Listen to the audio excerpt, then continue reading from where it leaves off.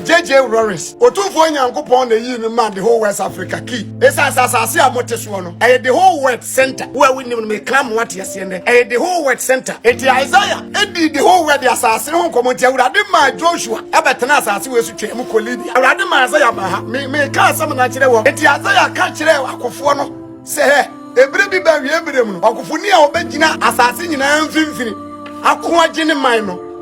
Isaiah see a friend Katamanso na NDC party no muntie me asebwe MPPO CPPO hoyo o man Ghana this year nyina tiem na bra bi basema wi semeti ase mo baka so di Isaac baso bi ba na wakika sansa ne busu abodam sa party na nye nipa party ayo nyankopon le create sa party we wo sheda di ba world center so wo di ba be siesie kuro no eti bra Isaiah hun kuro we no ano se anya onu ma abere nyina mo abo no ko tia me asase mfimfiri ayetema ho na me fensuo anya aduane pa no amfa nkoma ho tema ha. Keep watching Xposed GH, the best channel on all of YouTube. Yes.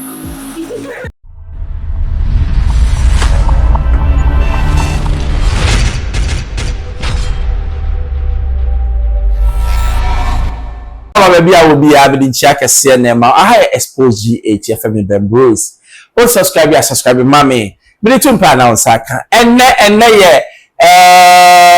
Me madam for papa me pie friend gifty and me makra the birthday gifty oba ho fe would do birthday nyamisha nyameto kwadam na me bia baby anye ye ni picture na etwagu na ai oba so no oba obosi ai and na me saka video bi na video na mabeka wansam ebetu usunum debi am say answer na bibi besi e wo physical world na esi spiritual world na beba. Because physically no ade no ensia ewo sunsun wiase a entimi si wo honam fam eluti na won na mon no bitimi wo say was why we did that because when we were spiritual papa bi so phobia some or check the link between Atanos Jerry Rawlings Thomas Sankara and the current president of Burkina Faso Ibrahim Traore yekweti nimra me de kasa na me catch them no part to bebrem me ba fa me first time we blame na tie me kasa me na kire mo me ba catch them say Atames no ye fresh JJ Rawlings otufo nyankopon na yi no man the whole West Africa key esa asase amoteso no the whole world center where we need me clam what yesi ende the whole world center eti Isaiah edi the whole world asase ho komoti awurade ma Joshua abetena asase we su twem kolibia awurade ma Isaiah ba ha me ka asam na kire wo enti Isaiah ka kire akofo no se he ebre bi ba wie ebre mu no akofo ni a obegina asase nyina mfimfini akoa gine man no Isaiah se ye be friend Katamanso na ti asam ni ye enti Isaiah chapter 21 verse number 14 was a move nsuo emehia me wotema nyemfa ma wona esukom di won jeje Rawlings se boaboa akofo no ani asojafo ji wo ma Ghana na bra wa ji wo ma Ghana fra wure ho ne esunye dadwe ne kwada nanim no muntie ne ye wodi gya na ye sa adwuma no esa na sa ne ye wurade dia na wurade ye bebinti en wo se da soma obo fa da de fa aye jeje Rawlings no de ne bae na afa muntie asem na se abra jeje Rawlings ye adwuma nyina awie ye no de sa nsuo no ne baba bedum gya na wakire nyina ne Atames nti president bi emu Ghana me obia ntimi nya na yie sade president bi yie enye kese sa Atames da bi nsi da ono oyensuo Atames yusu nsuo en odi dumja na naka wakon besi kuranum no ha beba nti na wurade yi no de sacrifice edi ma Ghana nti hye wenso na fa wetu adwini na tie we mu Burkina Faso abrante ya mu hunu tahili no ma kuda na wode ya adwuma sesiye no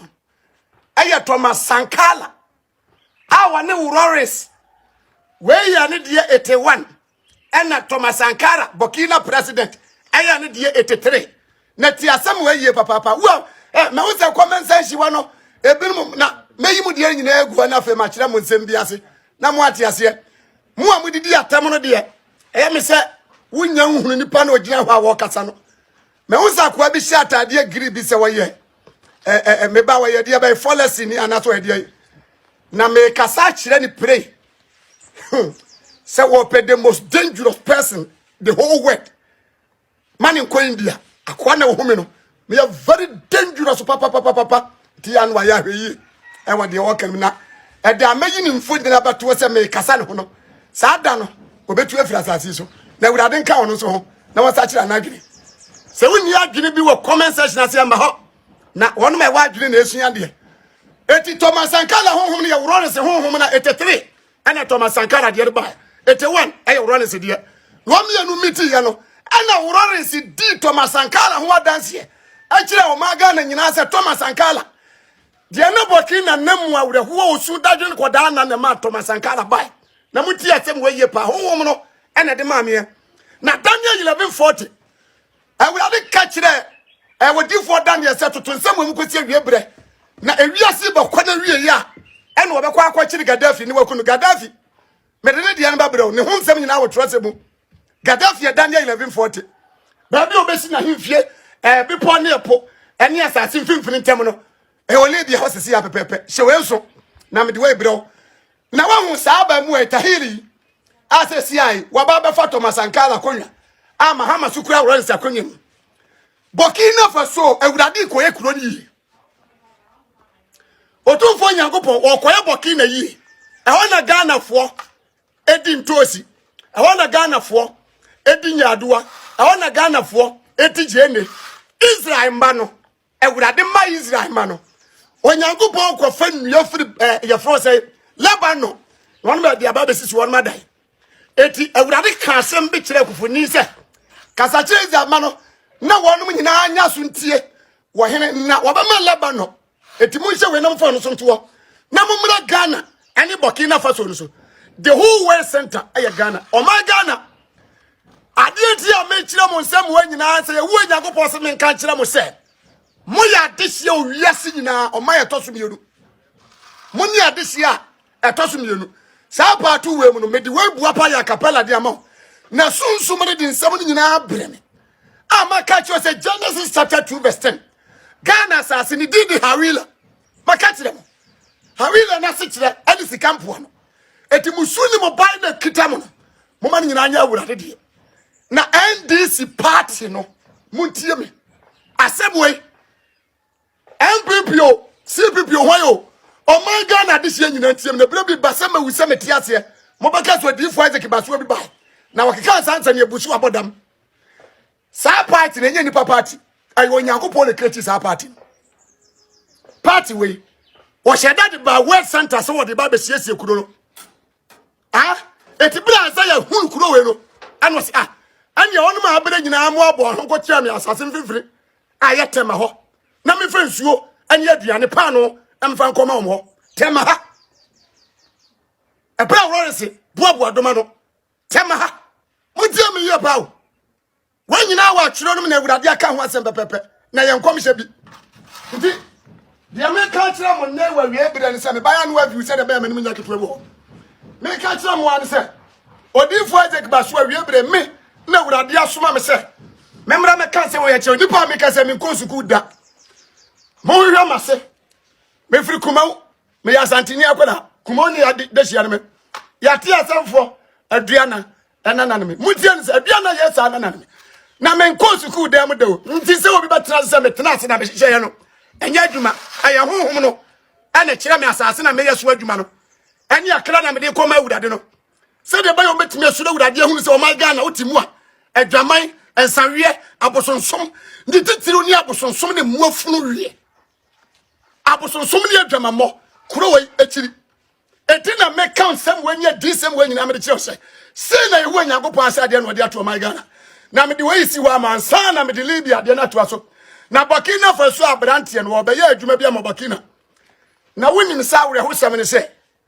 France president wonu ma meeting se wonu be chiri Burkina boy lekunu revelation ni free soraba honhom le diaba na Burkina abrante ne nya ahwe yie san se wonim se Niger ani Mali e support no e ho na France fo na boa pa fa atamfo enemies awayi wo mafiri ho no obeyi bi wo Nigeria mu anu ono matena se meeting attack this boy but Burkina na Awurade koye ni yenti sunsum na be kan kire me na wo de mo hwese Awurade na be kwa akoko ama sa abrante obi entimi nkum sa abrante ne se ne de san se adwuma na Rawlings ye ama Ghana anya asodwe na mote so a obi ntimi fatuo ntu obi na sunsum na sa akwafa akwada Mahama de na ba na Mahama ba ba ye adwuma no me kire wo prince sunsum bi ntimi se Mahama ana sunsum bi ntimi se bokira akwada no esensa so me ka chomi ni America ni nyina afuraja no ai wakoti abanyam na meka no kan ba sani America no sunsum asem de